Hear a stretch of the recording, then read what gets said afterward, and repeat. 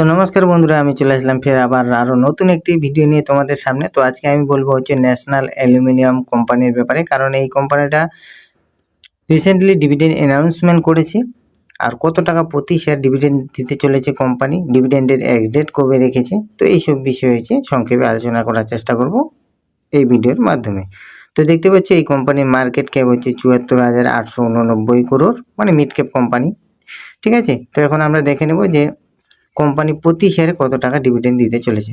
তো এই company dividend দিতে চলেছে হচ্ছে 2 টাকা পার শেয়ার।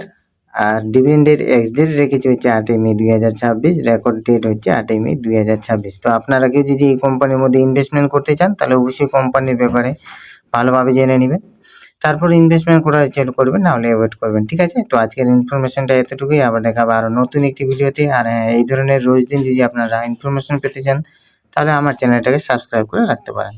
ধন্যবাদ।